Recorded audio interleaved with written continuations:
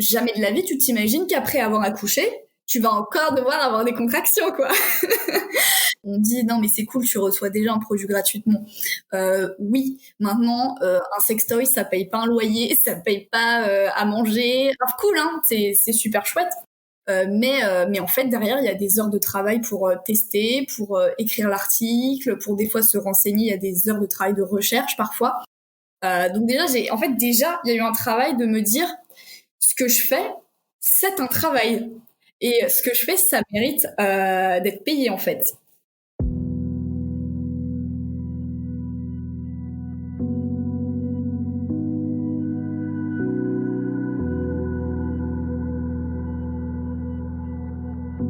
L'entrepreneuriat attire de plus en plus de candidats. On dit que le sexe a toujours fait vendre. Pourtant, rares sont les entrepreneuses et entrepreneurs à oser franchir le pas du milieu de la sexualité. Il y a plein de choses à faire pourtant. Éducation, nouveaux pornos, applications, contraception, sextoys et autres accessoires. Il y a même un mot dédié pour les startups mêlant technologie et sexualité, la sextech. Vous pouvez trouver beaucoup de podcasts très intéressants sur l'entrepreneuriat, beaucoup de podcasts sur la sexualité sous toutes ses formes, mais qu'en est-il des deux ensemble ? Les entrepreneuses et entrepreneurs dans la sexualité et le plaisir existent pourtant, mais ils peinent parfois encore à se faire voir et entendre. Il y a encore sûrement plein de place à prendre dans ce milieu, alors qu'attendez-vous si cela vous intéresse ? Parce que peu importe vos peurs, il faut oser, comme souvent, et là peut-être plus. Mais l'entrepreneur ou l'entrepreneuse qui crée et vend des sextoys, qui réalise tous vos fantasmes, vous éduque sur votre corps ou monte un club libertin, rencontre en fait des problèmes souvent similaires à celui ou celle qui crée la dernière application à la mode, un jeu vidéo ou encore un restaurant. On verra quand même les quelques différences qu'il peut avoir. Le marché de la sexualité et des plaisirs est vaste, il touche tout le monde de plein de manières différentes et c'est pour ça que c'est un marché très intéressant. Avec le podcast de Talk, je vous propose de vous inspirer des entrepreneuses et des entrepreneurs qui ont osé.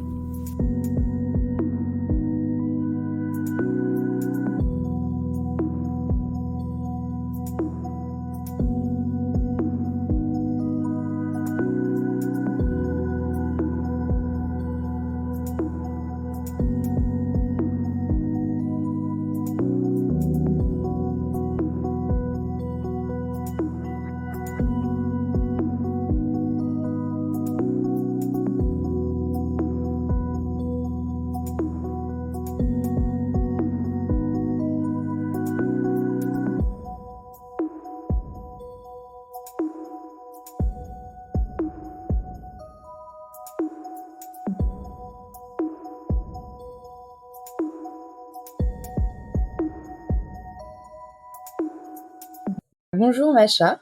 Alors j'ai déjà en fait une première question que j'aurais dû te poser en off avant de te demander de te présenter. Est-ce que Macha c'est ton vrai prénom? Parce que j'ai cherché partout et pour moi Macha c'est un surnom russe et je me suis demandé si c'était un vrai prénom ou un surnom parce que voilà, pour parler de soi sur les réseaux c'est pas forcément évident.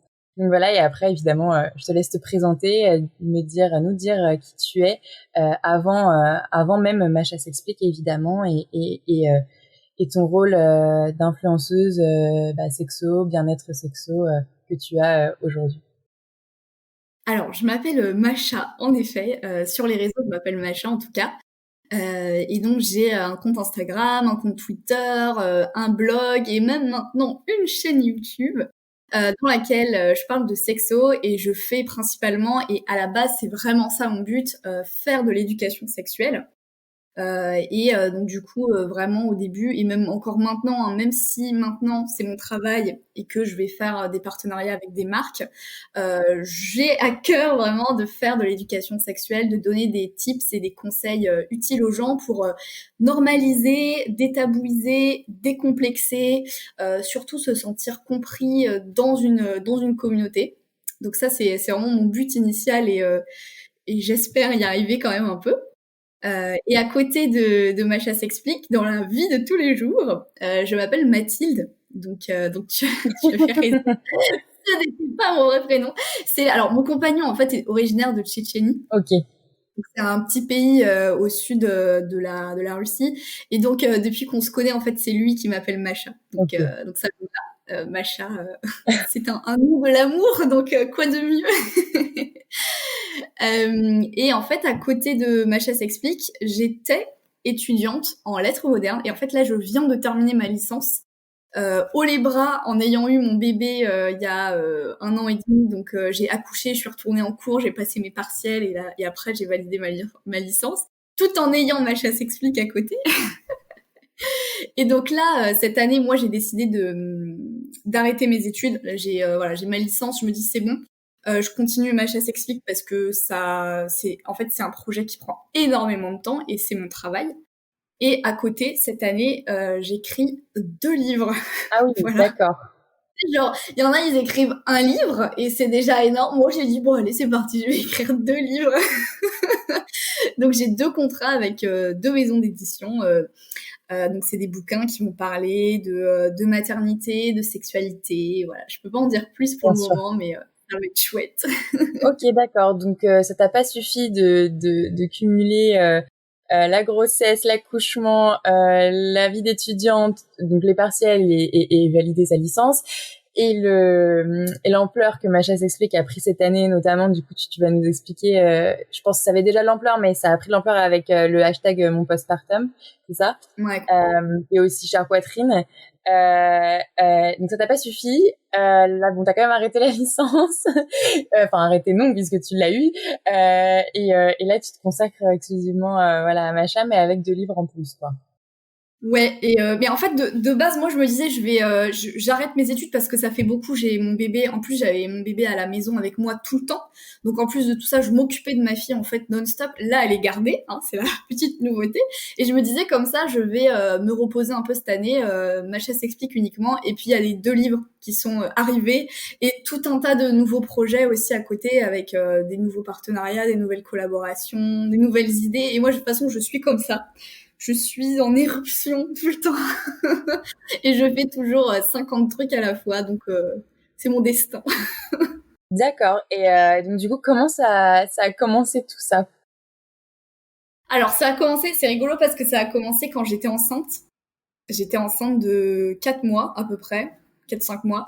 Et alors je sais pas, moi j'ai souvent c'est les hormones, je sais pas ce que j'avais pendant ma grossesse, mais j'étais au taquet de mon énergie, j'étais une fusée. Et depuis que je suis toute petite, j'adore écrire et j'aime créer des blogs, j'aime écrire, j'aime partager des choses. Et j'ai eu un tilt, je me suis dit mais attends, mais tout ce dont tu as manqué dans ton éducation sexuelle, il y a d'autres personnes qui probablement en ont besoin. Et ce savoir, tu devrais pas le garder pour toi et tes copines, tu devrais le partager en fait à tout le monde et le rendre vachement plus accessible. Et c'est comme ça que mon blog est né en fait, qui s'appelait à l'origine Tout s'explique, et qui a évolué en fait en quelque chose de plus personnel. C'est pour ça que je l'ai appelé Macha s'explique.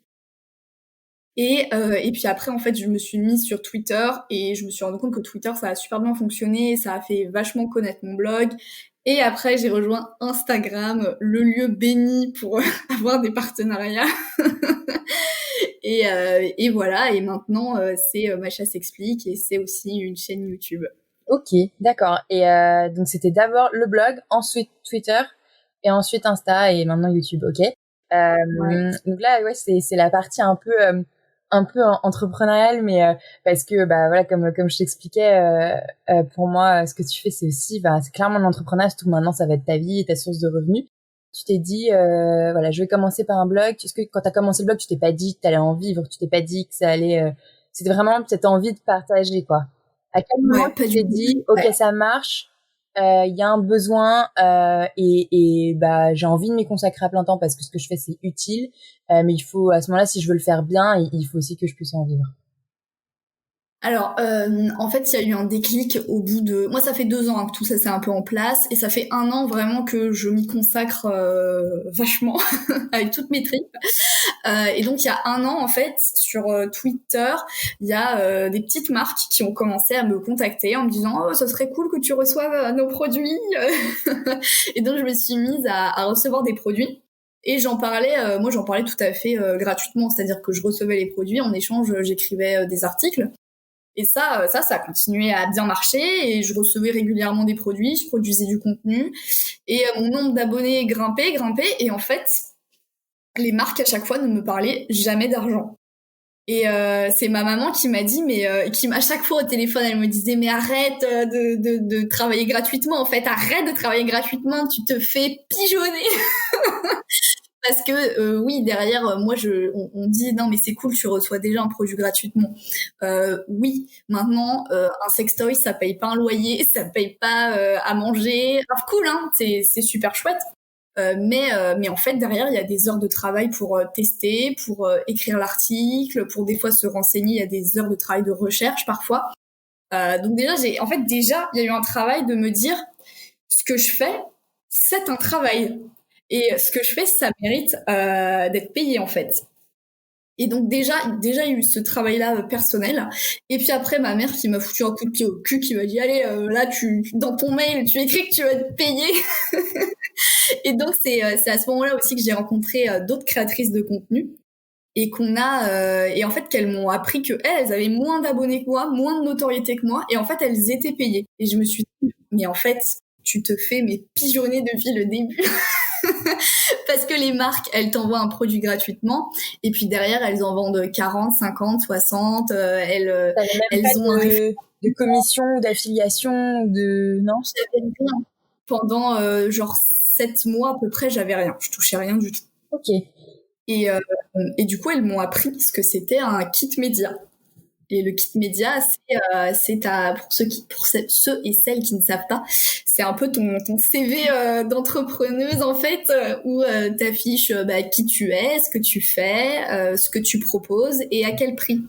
Et ça, en fait, ça m'a changé ma vie. Maintenant, j'écris mon petit mail, je mets mon kit média dedans, et la question de l'argent est beaucoup plus fluide et normalisé en fait. C'est normal que je t'envoie mon kit média et que je sois rémunérée pour ce que je fais. C'était une question qui te dérangeait un peu, qui te gênait, la question de l'argent ou pas? Ouais, parce que moi, j'avais déjà travaillé, mais c'était jamais en tant qu'auto-entrepreneuse. C'était toujours des travaux, des jobs salariés. Et c'est difficile en fait parce que c'est ton travail que tu dois que tu dois vendre, et tu dois dire aux gens payez-moi pour mon travail. Donc c'est une position, tu sais, je trouve ça difficile, surtout en France où la question de l'argent est quand même assez tabou, de dire en fait je mérite salaire et tu vas me payer, ou sinon on ne travaillera pas ensemble quoi. Et ça maintenant j'ai appris à le faire, et j'ai appris à négocier aussi, donc c'est trop cool, et c'est plus du tout un tabou maintenant pour moi l'argent. Ok, d'accord, ouais oui, parce que en même temps t'étais en lettres, donc c'est pas du tout ce qu'on t'apprend quoi. Pas du tout, ouais, c'est clair que mes études rien à voir quoi. Ouais. Ok, d'accord. Et donc il y a eu tout ça. Ça s'est développé avec du coup, ça s'est vraiment fait il y a eu vraiment un boom, pardon, avec mon postpartum, ou ça avait déjà décollé avant? Parce que moi, je t'ai vraiment découvert, cet été, tu vois. Ouais, alors cet été, ouais. Alors du coup, oui, tu m'as découvert du coup bien après. Mon postpartum, c'était en février, je crois, à peu près, janvier-février, quelque chose comme ça. Et donc là, il y a eu un focus un peu sur le mouvement, un peu sur ma personne, parce que je suis passée quand même sur Combini et la vidéo en totalisant Facebook, Twitter, Insta, 2 millions de vues. Mais au final, ils ont jamais cité mon compte avant que j'aille leur faire coucou. Ça serait bien quand même de mettre mon compte, de mettre le lien vers mon compte. Et du coup, j'ai pas eu tellement d'abonnés en fait. Ma communauté a pas tellement grandi avec ce contenu médiatique là. Et c'était un petit peu dommage parce que et j'étais pas la seule, on était 4 derrière, j'espérais que la communauté grimpe et tout, pas tellement, même si ça a fait un petit coup de boost sympa.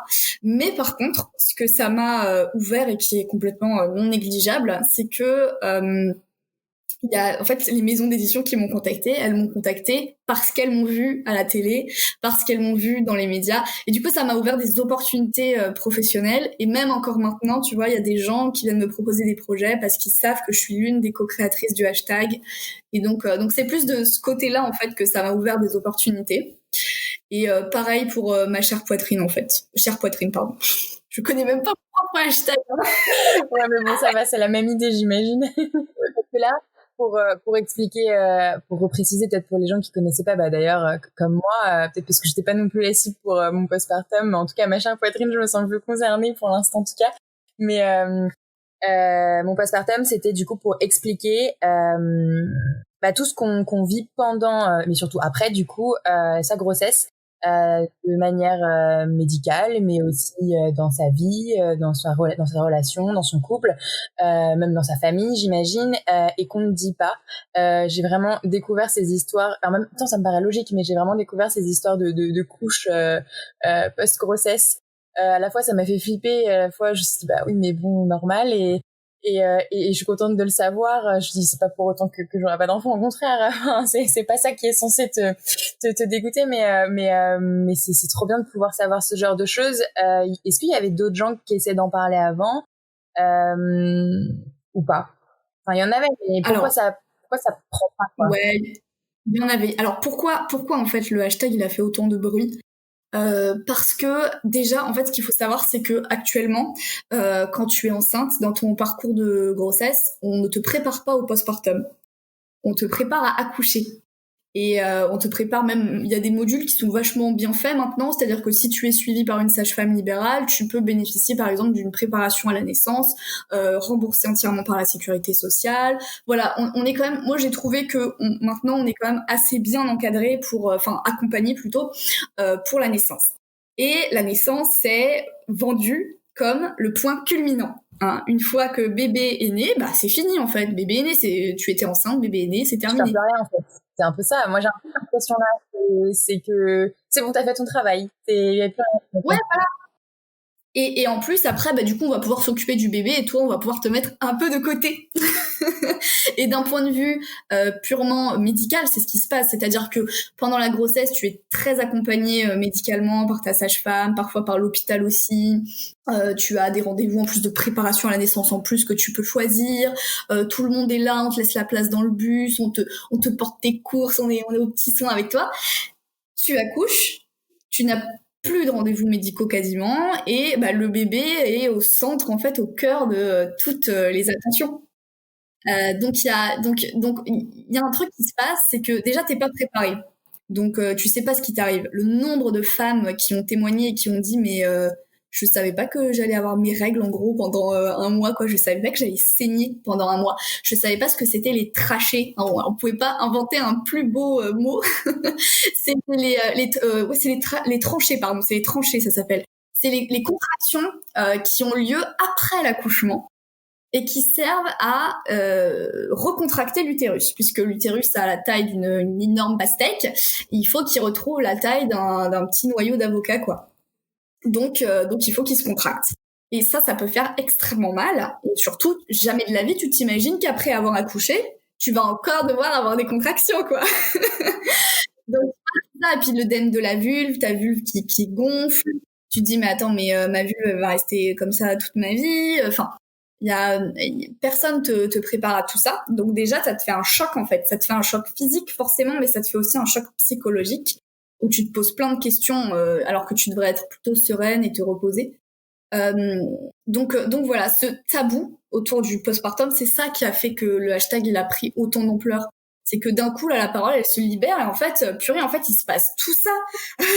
Waouh, quoi, cet effet de surprise. Je pense que c'est ça qui a eu beaucoup d'impact. Et le fait que les femmes avaient besoin de parler, parce qu'elles se sentaient anormales, elles se sentaient différentes, de pas rentrer dans ce mythe en fait de l'image d'Épinal de la maman parfaite, sereine, épanouie dans la maternité. C'était important aussi de casser tout ça et de dire alors non, la maternité n'est pas forcément épanouissante, émancipatrice, même si c'est vendu comme tel. Non, tu vas peut-être pas aimer ton bébé, tu vas peut-être pas avoir un coup de foudre dès les premières minutes, ça va peut-être prendre plus de temps et en fait c'est ok. Et il y a beaucoup de dépressions postpartum qui surviennent à cause de cette désinformation, de cette mésinformation en fait. C'est finalement beaucoup de dépressions qui découleraient d'une pression sociale qui est je dois ressentir ça, je dois me sentir comme ça, je dois avoir un corps comme ça et m'en remettre en temps de temps, quoi. Ouais, mais complètement, exactement. Moi, je pense que, et c'est énorme, hein, les chiffres de dépression. Je crois que c'est 1/3 des femmes qui font une dépression postpartum. C'est énorme, c'est 1/3 ou 1/4. En tout cas, c'est vraiment hallucinant. Est-ce que c'est ce qu'on fait aussi passer sous le fameux baby blues, ou c'est encore deux choses différentes, par exemple? Alors, c'est deux choses différentes. Et oui, tu le dis très bien, on fait vachement passer des dépressions pour des baby blues. Oh non, mais c'est normal que tu sois déprimé, que tu aies envie de mourir. C'est un baby blues, ça va passer. Non, la dépression est une maladie qui mérite d'être soignée. Un baby blues, c'est juste un changement hormonal. Ça doit durer 2-3 jours maximum. Si c'est tout le temps que tu te réveilles, que tu as envie de crever, d'être enterré dans un trou, que tu as l'impression que tu n'as pas d'avenir, ça s'appelle une dépression et c'est grave et il faut se faire accompagner. Et donc du coup, ce sujet-là, il a touché voilà des mamans. Toi, t'es une jeune maman. Alors je sais pas si je peux dire très jeune maman. Enfin en tout cas, pour moi, ça me paraît très jeune, mais pour d'autres non et pour toi non parce que si j'ai bien compris, ça faisait longtemps que t'avais un désir d'enfant. Et en fait, quand t'as commencé Macha s'explique ou tout s'explique du coup, tu t'adressais à qui et est-ce que cette cible elle a changé aussi avec mon postpartum, le fait que tu deviennes maman, est-ce que c'était important pour toi de changer de cible ou si c'est fait naturellement voilà. Alors, moi, quand j'ai lancé, du coup, Tout s'explique, c'était vraiment, je voulais parler à des gens qui avaient, du coup, à peu près mon âge ou qui étaient plus jeunes que moi. Dans l'idée, c'était ça, quoi, faire de la sex education pour des adolescents, pour des jeunes adultes et tout. Et j'ai vachement évolué là-dessus, parce que déjà, je me suis rendu compte que c'était un peu bête de penser comme ça. Parce que à 65 ans, tu peux avoir besoin de la même éducation sexuelle qu'à 15 ans. En fait, il faut pas. Moi, je pense qu'il faut pas compartimenter l'éducation sexuelle pour les adolescents, pour les adultes. Non. Et je le vois bien dans ma communauté actuellement. Les interrogations des femmes de 45 ans, c'est sensiblement les mêmes interrogations que les femmes de 18 ans. Elles n'ont pas du tout reçu d'éducation sexuelle non plus, en fait. Peu importe son âge, on n'en a pas reçu en général, si ce n'est moins. Enfin, ça dépend des périodes ou l'époque à laquelle on est allé à l'école, finalement. Mais c'est ça, en fait, on se dit c'était vraiment pire avant et tout. Maintenant, on est évolué, bah pas tellement en fait. Et il y a plein d'autres injonctions et de problématiques qui se sont ajoutées. Donc moi, en tout cas, c'est biaisé parce que c'est tout à fait personnel et c'est en fonction des femmes de ma communauté, mais je vois pas vraiment de réelle différence. Il y a quelques subtilités, mais globalement, c'est pas voilà. Et du coup, donc j'ai vachement changé de point de vue là-dessus. Et puis après, j'ai développé donc Macha s'explique, j'ai accouché, je suis passée donc mon postpartum et tout. Et en fait, j'ai une image de daronne. Et j'ai connu des trucs que beaucoup de femmes de mon âge n'ont pas connus. Voilà, enfin plein de trucs. Et puis même le fait que je sois en couple depuis 7 ans.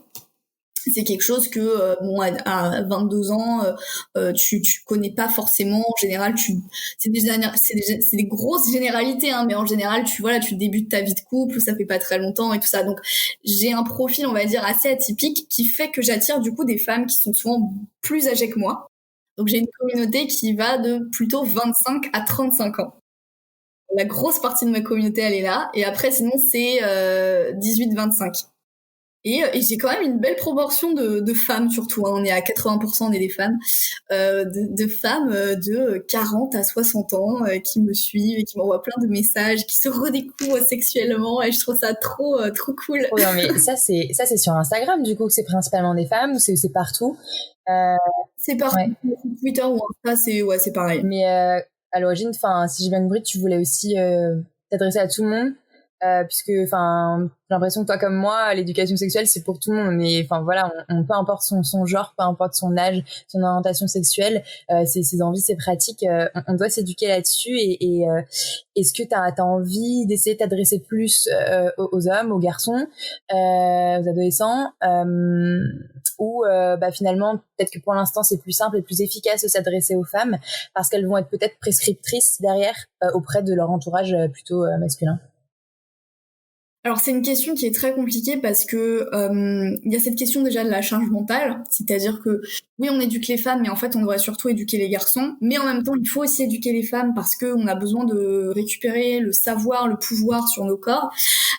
Donc moi en fait je dirais il faut pas, en tout cas j'essaye de ne pas oublier que je suis Macha.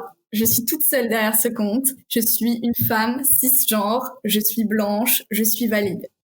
Et la façon dont je vais parler d'éducation sexuelle va être façonnée par la façon dont je perçois le monde et dont j'ai évolué dans le monde. Donc par exemple, parler de sexualité quand on est en situation de handicap, ça va être moins évident pour moi parce que je n'ai pas l'expérience, je n'ai pas la sensibilité, je n'ai pas le vécu. Et donc tout ça c'est biaisé par le prisme en fait de mon vécu. Même si j'essaye au maximum d'ouvrir tout ça, et en fait quand je maîtrise pas un sujet, enfin c'est même pas que je maîtrise pas, mais c'est que quand je ne vis pas personnellement quelque chose, j'essaye de faire intervenir d'autres personnes, de donner la parole à d'autres personnes, donc soit sous forme de témoignages, et j'aimerais bien aussi faire intervenir des professionnels, mais ça on va se calmer, je le ferai quand j'aurai plus de temps. Des professionnels de santé, des sexologues. Voilà, ou des chercheurs, des chercheuses, voilà des gens qui ont vraiment travaillé ces questions pour apporter pas seulement un point de vue subjectif parce que les témoignages c'est très cool pour le pouvoir que ça a de fédérer les gens, de se rendre compte qu'on n'est pas tout seul, toute seule, mais c'est bien aussi d'avoir des informations théoriques, de mêler les deux quoi. Ok, d'accord. Donc pour l'instant, ouais, c'est principalement les femmes parce que ça paraît plus logique et plus légitime. Mais en soi, t'es aussi en couple, voilà, avec un homme en couple hétéro. Donc, j'imagine que vous communiquez beaucoup puisque maintenant ça fait quand même partie de ta vie. Donc du coup, ouais, s'adresser aux hommes, ça te paraît quand même compliqué ou illégitime? Moi, je pense pas que mon contenu ne s'adresse pas aux hommes. Mais il n'est pas non plus, on va dire, marketé pour les hommes, voilà. Mais les hommes qui me suivent, il y a quand même 20% de mecs qui me suivent et c'est assez conséquent, je trouve, sur une communauté de 22 000 abonnés sur 21 000, je sais plus, sur Instagram. Ça fait quand même une belle portion de mecs et souvent c'est des mecs en fait qui ont déjà un petit peu travailler la question, qui se sont dit que c'est pas parce que je parle de vulve que ça ne te concerne pas toi en tant que mec cisgenre. Si tu relationnes avec des femmes cisgenres, en fait, ça te concerne. Du coup, je touche quand même un public masculin qui est un petit peu éduqué sur ces questions.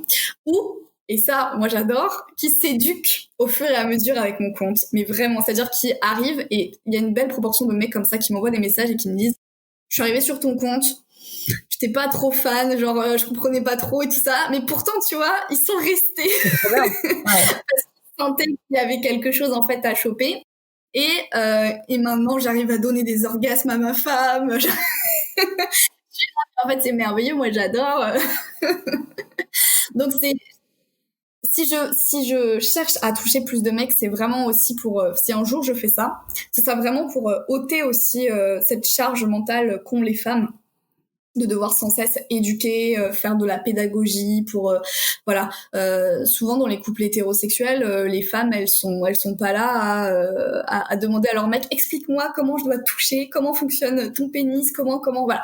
On apprend en fait intuitivement, on se renseigne par nous-mêmes et tout ça, donc c'est une charge mentale qui est énorme et j'aimerais pouvoir la réduire un peu, mais bon. Bien sûr, je peux pas tout faire toute seule, mais bon, c'est déjà énorme ce que tu fais.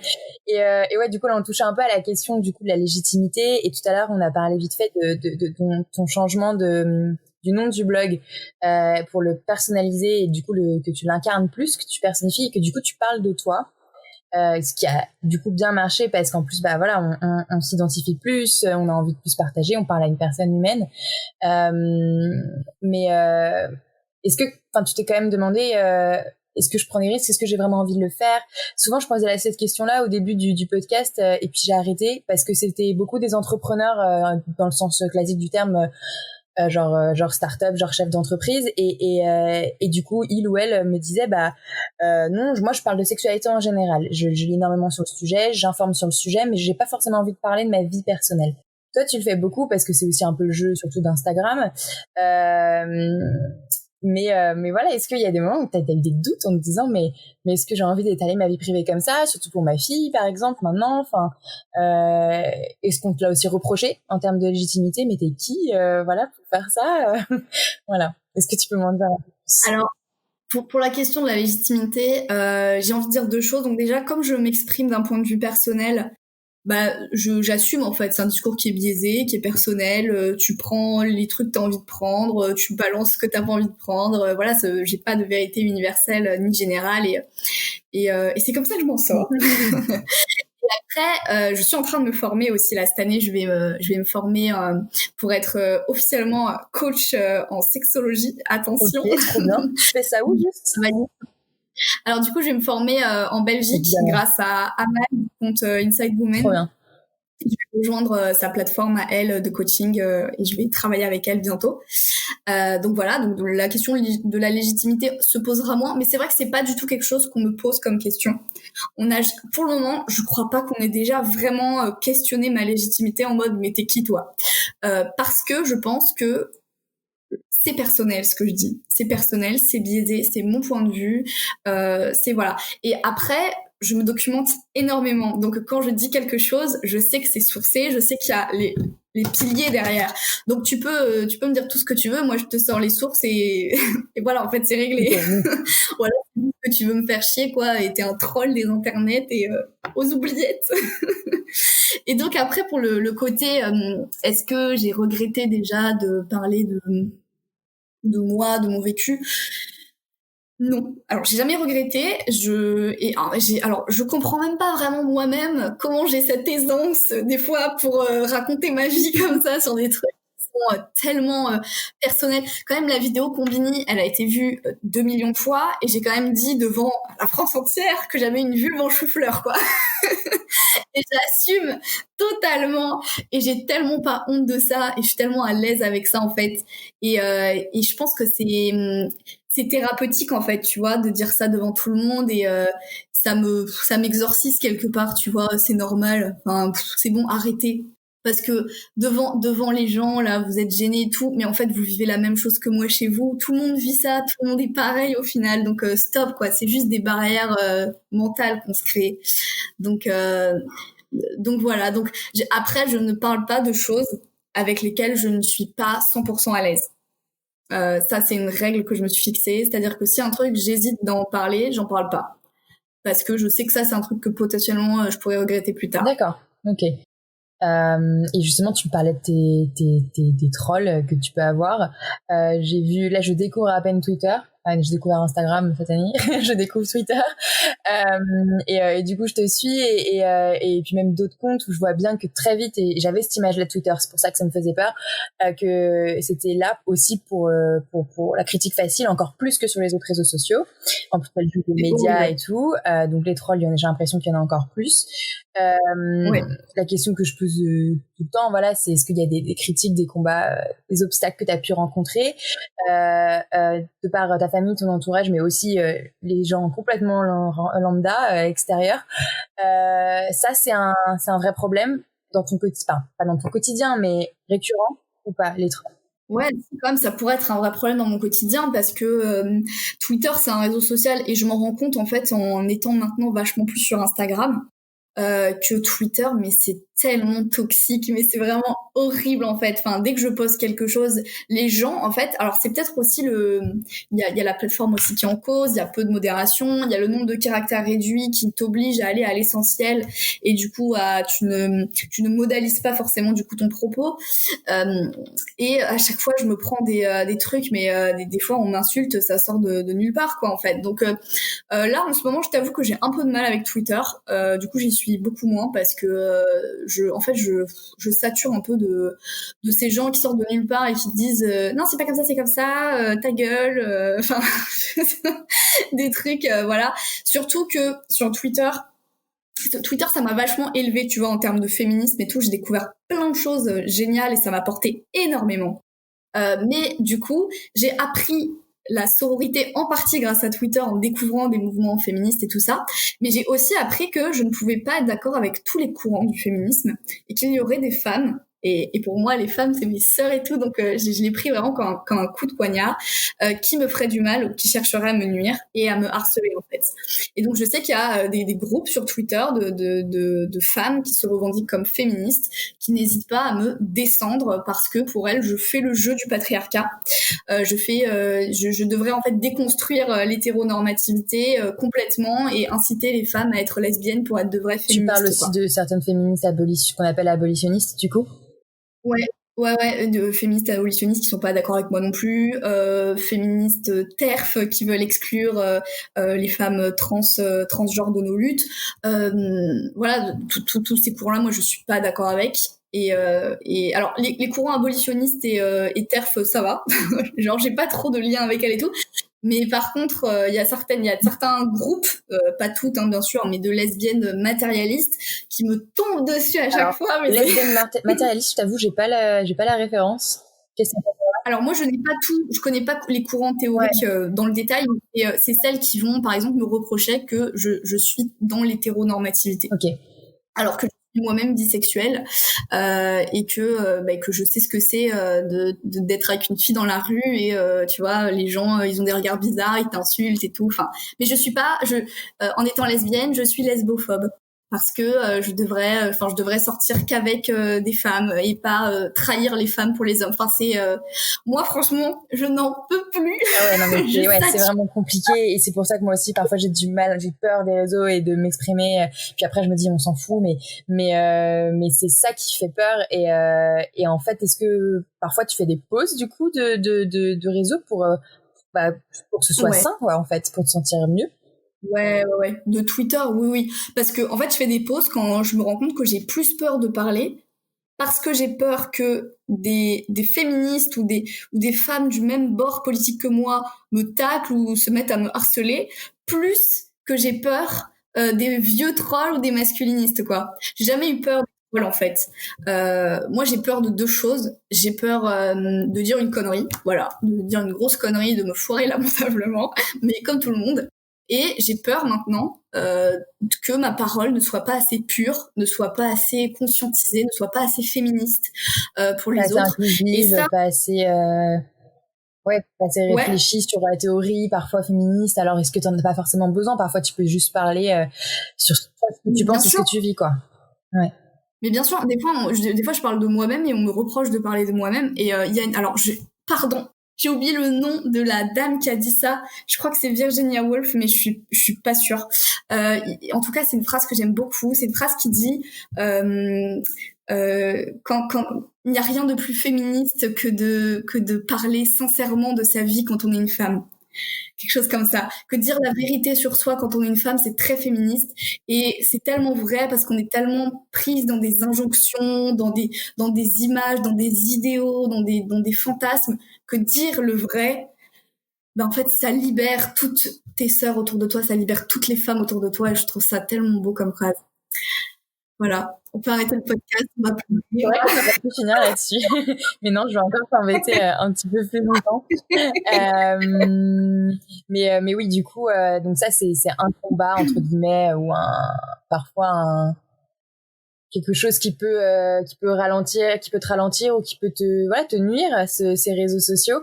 Est-ce qu'il y a eu d'autres choses qui ont été des obstacles à travers, depuis que tu entreprends et que tu prends la parole avec Macha s'explique, ne serait-ce que tu vois dans la famille, dans l'entourage, peut-être que j'ai cru comprendre qu'il y avait pas, c'est pas forcément quelque chose dont tu parlais dans ta famille, en tout cas tes parents, mais en tout cas ils ont l'air ouverts sur la question parce que ta mère t'a incité à gagner ta vie avec, mais tu vois même le reste de la famille, qu'on t'ait reproché ton âge, qu'on t'ait reproché tes points de vue, voilà. Alors franchement ma famille ça va, vraiment ma famille ça va. Moi j'ai pas eu d'éducation sexuelle dans ma famille, hein. Et pourtant alors mon papa il est assez distant, il me soutient mais il est distant, voilà, il est pas très à l'aise, il est en retrait mais il est là quoi, il est pas dans le jugement, il me descend pas ou quoi. Et après ma maman elle est très c'est ma maman quoi. Elle vit à fond, elle est extravagante et tout. Il y a un malaise aussi chez elle que je sens aussi parce que c'est pas pour rien non plus que j'ai pas eu d'éducation sexuelle, c'est que j'ai des parents qui sont pas à l'aise avec le sujet. Mais quand même, je lui ai quand même offert un sextoy à Noël, donc donc voilà, j'ai pas des parents qui sont non plus fermés complètement sur le sujet. Donc j'ai une famille qui est supportive. Mes sœurs, elles sont à fond avec moi, voilà. Donc franchement, ma famille, je me plains pas du tout. Moi, le truc qui me freine et le nouveau problème que je découvre, c'est les statistiques. sur Instagram. Tu vois, ton travail en fait sur les réseaux, c'est de produire du contenu et pour gagner de l'argent et que ta communauté grandisse, eh ben il faut que tu touches du monde, il faut que ce contenu soit lu et du coup tu deviens un peu obsédé des stats quoi. Tu regardes, ah là cette publication, elle a fait 500 likes de moins que la dernière, mes stories elles sont moins vues en ce moment, enfin et ça me mine le moral en fonction de mon cycle aussi menstruel, parce que les hormones, hein, toujours. Mais c'est ça, c'est un purée de problème et je pense que Instagram le fait exprès aussi, tu vois, de te montrer tes stats comme ça, de te dire, ah, cette publication, elle est moins bien que celle-là, là, t'as fait moins de vues sur ça que sur ça, enfin, pour t'encourager à poster toujours plus et à être toujours plus productive. Donc c'est un vrai travail sur soi de se détacher des statistiques pour produire un contenu qui est dans tes tripes quoi, dans ton cœur et pas juste pour avoir des vues, pour faire des likes, et pour répondre à juste parfois un effet de mode ou un effet d'algorithme qui a bien marché, surtout que les algorithmes changent souvent, donc finalement rester toi-même et pas t'adapter à Instagram. De toute façon déjà tu t'es pas adapté puisque tu parles de sexualité, mais mais comment moi je pensais que tu allais me parler voilà de la censure d'Instagram et tout, mais là tu me parles vraiment de prendre la distance sur les algorithmes. Ouais. Alors moi pour le moment, je ne vis pas la censure sur Instagram. Je n'ai pas l'impression d'être impactée par l'algorithme et tout. Voilà. Par contre sur Twitter, je sais que je suis shadowban. Sur Twitter, le truc qui affiche des trucs pornographiques et tout, je suis shadowban. Je ne suis plus affichée dans les suggestions de recherche. Si tu tapes mon nom, tu vas tomber sur mon backup, en fait, mon autre compte qui te redirige sur mon compte principal après. Mais tu ne me trouves pas, je ne suis plus suggérée. Par exemple, si tu as un profil similaire au mien, on te dira pas « Hey, tu pourrais suivre Macha s'explique ». Non, je n'apparais plus là non plus. Je le sens, j'ai pris 200 abonnés au mois d'août, pardon, alors que moi je faisais 4000, 5000 abonnés par mois avant. Donc franchement, ça c'est un coup énorme qu'on porte aux créatrices de contenu parce que Twitter professionnellement je peux plus compter dessus en fait, enfin j'entretiens encore, je me suis créé un autre compte que j'essaye de faire monter mais voilà, je peux plus sur le contenu, je sais que je perds en visibilité de façon drastique. Mais ça c'est clairement le fait que tu parles de sexualité, on est d'accord? C'est pour ça, moi je pense. Et alors, ce qui m'énerve, et vraiment ça m'énerve, mais tellement, c'est que c'est à cause d'une vidéo que j'ai postée où en fait je parlais d'un baume pour la vulve et on voit, ouais, Baobo, et on voit ma culotte. Et il y a quelqu'un qui n'a pas compris ce dont je parlais, qui a une nana qui me hate follow en fait depuis des mois et je l'avais pas bloquée parce que je me disais on sait jamais quand même. Et la nana en fait a partagé en me disant regardez celle-là, elle conseille de se tartiner des trucs sur la vulve pour se raffermir le vagin. C'est pas du tout ça le baume de chez Baobo, ça n'a rien à voir, je l'expliquais bien dans la vidéo, mais la nana de toute façon elle me hate follow. Et en fait ses abonnés, elle en avait pas mal quand même, ses abonnés ont signalé en masse ma vidéo. Et du coup j'ai été catégorisée je pense comme meuf qui produit du contenu porno ou quelque chose comme ça. Et les TDS sur Twitter, elles sont invisibilisées, elles sont shadowban aussi. Ouais, travailleuses du sexe pour les gens qui connaissent pas mon nez. Pardon, les travailleurs et les travailleuses du sexe pour TDS. Et voilà, je me suis fait shadowban, donc ça a été dur, hein, pour avaler la pilule là. Ah, c'est trop dommage, surtout pour faire la pub de Baobo qui est un super produit. Enfin, je les ai découvertes l'année dernière aussi. C'était, enfin oui, ça là, elles ne font que gagner en visibilité et juste pour ouais, enfin une incompréhension et surtout, enfin en vrai, elle aurait trouvé une autre excuse pour t'embêter, j'imagine. Du coup, pour arriver un petit peu à la fin, j'aime bien poser la question sur un peu la sexualité du futur. Comment t'imagines que tous ces comptes qui parlent de sexualité aujourd'hui vont évoluer ou même, tu vois, moi souvent je demande forcément aux entrepreneurs en mode start-up, genre comment vous imaginez la sextech de demain ou voilà les entreprises, les projets, les associations que vous aimeriez voir émerger. Toi, est-ce qu'il y a des choses dont tu peux pas parler parce que tu parles déjà beaucoup de choses, mais des sujets que tu aimerais bien voir abordés, des projets que tu aimerais voir émerger? Moi, je pense que dans l'éducation sexuelle du futur, enfin, j'aimerais en fait qu'on fasse ça, c'est-à-dire que en fait, on arrête de s'encombrer avec la question du consentement parce que on serait dans des relations sexuelles qui ne sont pas des rapports de domination et qu'on ait évolué là-dessus et que du coup on puisse se focaliser sur comment on peut maximiser son plaisir, comment on peut aller plus loin dans les découvertes, comment on peut faire de nouvelles expériences. Parce que là, quand on parle d'éducation sexuelle, on est obligé de parler de consentement, on est obligé de parler des rapports de domination qui se jouent au lit, du système patriarcal qui se perpétue même sous la couette en fait. Et j'aimerais que dans le futur, on est tellement évolué qu'on n'ait plus besoin de s'encombrer de ces questions et qu'elles soient plus aussi vitales et nécessaires que maintenant. Que le consentement soit devenu tellement normal que ça soit un non-sujet, tout simplement, oui. Comme c'est ça, le féminisme, comme plein de choses, ouais. Voilà, c'est ça, c'est-à-dire, bah oui, tu vas lui demander avant de coucher avec elle la base, quoi. Ok. Et ça, du coup, évidemment, ça passe par l'éducation sexuelle. J'imagine que sur Instagram, sur les réseaux, il y a quand même plein de mineurs qui doivent te suivre, des jeunes, des adolescents et tout, même si t'as pas forcément le droit, normalement, de t'adresser à eux, etc. Est-ce que t'aimerais pouvoir les toucher et leur parler plus officiellement, aller plus tard vraiment du côté de l'éducation sexuelle dans le sens premier qu'on y porte, c'est-à-dire auprès des mineurs à l'école, à travers soit t'engager dans une association, soit en créer une, soit je sais pas, voilà, pouvoir y toucher, quoi, ou toucher à la politique, ou voilà. Alors c'est marrant parce que du coup c'était un peu mon objectif initial et en fait je crois que c'est pas trop pour moi. Déjà je me rends compte qu'il y a très très très très peu de mineurs qui me Ah ouais, suivent. ok. Ouais, j'ai vraiment, comme je t'ai Oui, dit en c'est fait vrai. ma communauté c'est vraiment 25, 30, 35 ans. C'est des femmes en fait qui me suivent, qui sont dans la vie active, qui sont voilà, c'est plus des adolescentes qui me suivent. Donc non, moi je pense plutôt que vraiment l'idée de alors faire des cours d'éducation sexuelle, trop bien, trop chouette, mais j'aimerais vraiment qu'en fait il y ait une mixité, tu vois, qui est pas juste des adolescentes avec moi, qui est aussi des femmes plus âgées. Ça pourrait être juste entre femmes, tu vois, mais avec des âges différents, des parcours de vie différents. Et ça, je trouve ça hyper enrichissant. C'est quelque chose que j'ai appris en m'engageant dans des associations féministes où moi j'avais 19 ans et les femmes qui m'entouraient 60.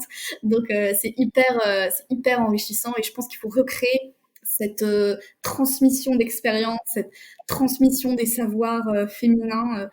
C'est tellement, moi je trouve ça essentiel. D'accord, ok. Et du coup, les projets pour Macha s'explique, c'est 2 livres cette année. Est-ce que parfois Alors, t'imagines c'est plus deux loin bouquins. ou déjà c'est trop de choses à penser et on reste sur l'année à venir? Moi j'ai plein de projets. Moi. Alors, bon, déjà cette année, c'est sûr, il y a 2 livres qui vont sortir en 2021 du coup. Il y a, je vais être coach sexo, je vais être donc conseillère en sex toys pour la plateforme Inside You avant la fin de l'année 2020 normalement. Donc vous pourrez bénéficier de conseils personnalisés pour choisir vos Trop sex bien. toys. Et puis ensuite, je vais devenir coach en sexualité. Donc là, je vais accompagner des personnes ou des couples. Donc ça sera en 2021.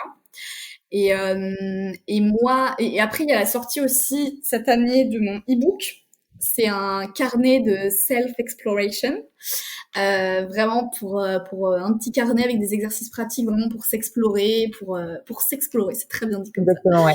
Euh, et puis moi, alors moi, mon grand rêve là en ce moment, qui me travaille vachement dans le futur, donc dans 2 ans plus tôt, hein, ça serait vraiment de lancer ma marque de sex toys, de produits, vraiment comme moi j'ai envie que ce soit.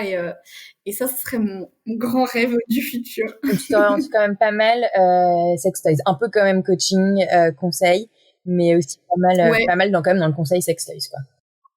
ouais. C'est marrant parce que de base, c'était de l'éducation sexuelle et puis ça évolue et je me laisse porter et puis on verra bien où ça me C'est une mène. manière de faire l'éducation sexuelle de toute façon, donc ouais, ok, trop bien.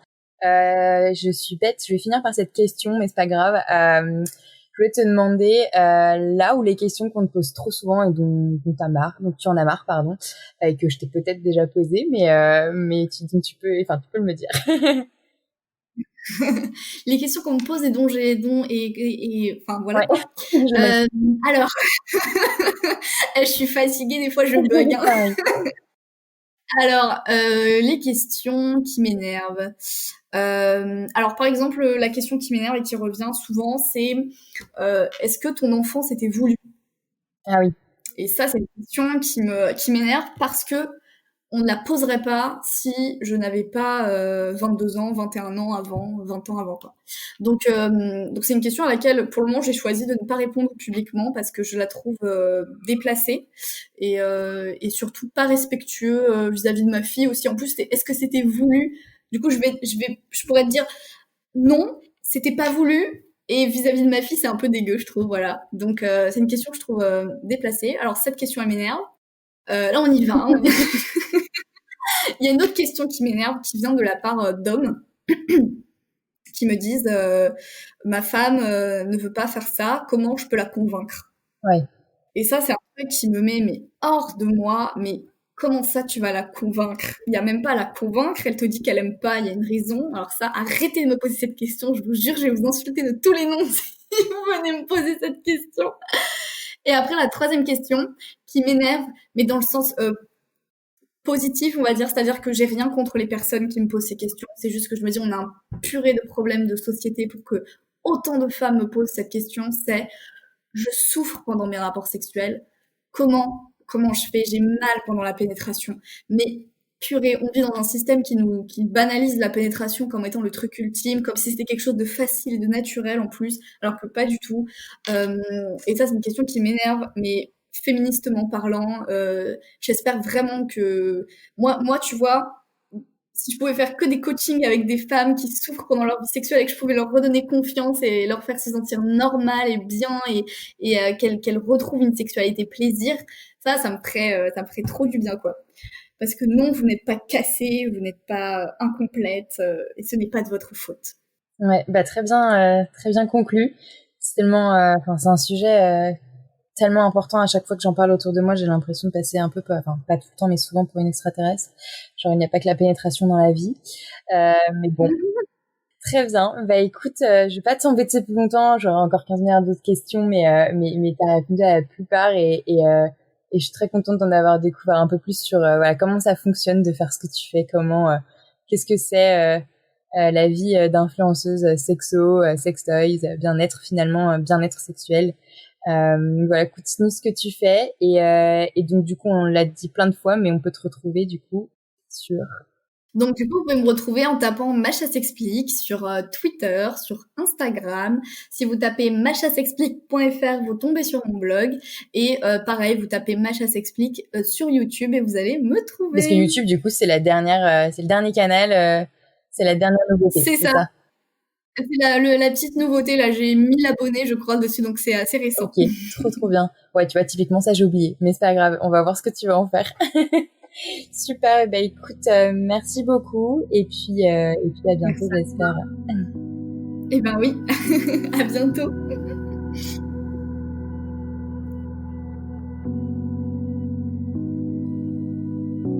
Merci d'avoir écouté jusqu'au bout. J'espère que cet épisode vous a plu. C'est le 20e épisode, déjà. Et comme vous avez pu le remarquer, pour certains épisodes, j'essaye d'ouvrir de plus en plus le champ des invités. Ce ne sont plus seulement des CEO de start-up, des entrepreneurs, des entrepreneuses comme on l'imagine souvent actuellement, mais plutôt tout type de personne qui entreprend un projet dans la sexualité. Que ce soit une association, une entreprise traditionnelle, familiale, une start-up comme on l'entend aujourd'hui, ou encore de l'influence. En recevant Macha, de Macha s'explique pour ce 20e épisode, outre parler de son parcours très inspirant de maman sans filtre, comme elle le dit, de son blog, de son compte Twitter, de son compte Insta, et même maintenant de sa chaîne YouTube et de son compte TikTok, je souhaitais surtout montrer à quel point les métiers de l'influence, souvent décriés et en fait si peu connus, méritent d'être plus appréciés. Pour la plupart évidemment, tout dépend de ce dont on fait la promotion. Mais ici, Macha est influenceuse en éducation sexuelle et libère la parole sur la sexualité. Les influenceurs et influenceuses sont aussi des entrepreneurs et entrepreneuses, ne l'oubliez pas. Bref, j'espère que les épisodes vous intéressent toujours autant. N'hésitez vraiment pas à continuer à partager vos réflexions en commentaire de l'épisode, en plus des petites étoiles évidemment que vous pouvez laisser sur Apple Podcast. Vous pouvez me contacter sur le compte Instagram talk-du8univers ou sur notre site internet talk-du6univers.com où nous avons de plus en plus de produits super intéressants dédiés à votre plaisir tant physique qu'intellectuel.